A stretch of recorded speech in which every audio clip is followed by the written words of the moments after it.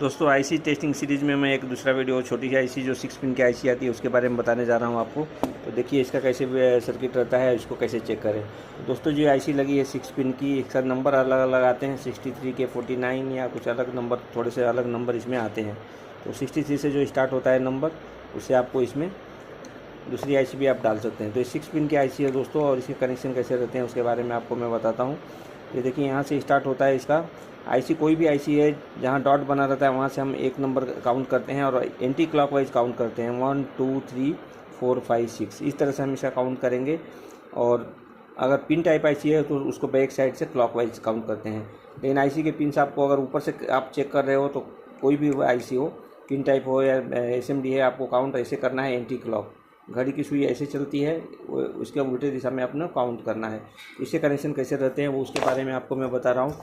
इसका जो 1 number pin रहता है दोस्तों, ये देखिए 1 नंबर पिन आप इसका कहाँ पे आ जाएगा, तो ये देखिए 1 नंबर पिन है, ये ग्राउंड पिन है इसका।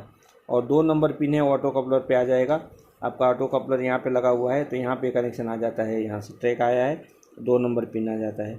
और 3 नंबर पिन पे इसके गेट कनेक्शन आ जाएगा, ये 221 का रेजिस्टेंस लगा करके गेट के पिन से, ये देखिए यहाँ से इस तरह से आता है।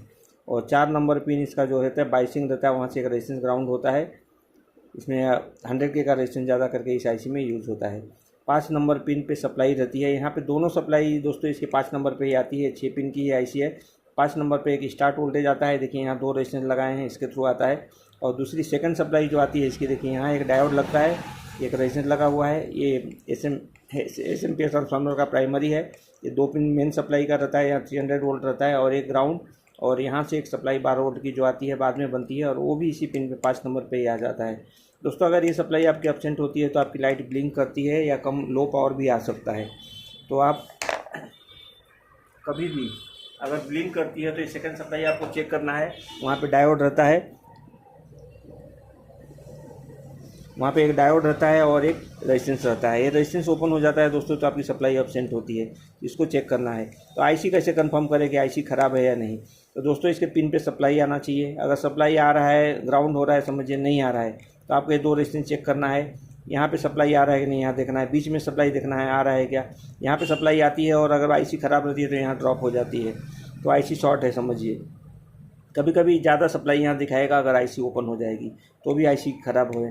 ये आईसी का कोई कंफर्म मीटर से चेकिंग नहीं होता है दोस्तों, हमें वोल्टेज चेक करके ही गेस करना होता है। और डाउट आता है तो आईसी हमें चेंज करके देखना पड़ता है। सभी आईसीज़ के लिए ऐसे ही है, सबका बाइसिंग अलग रहता है, कनेक्शंस अलग रहते हैं, लेकिन मेथड एक ही रहता है रिपेयर करने का।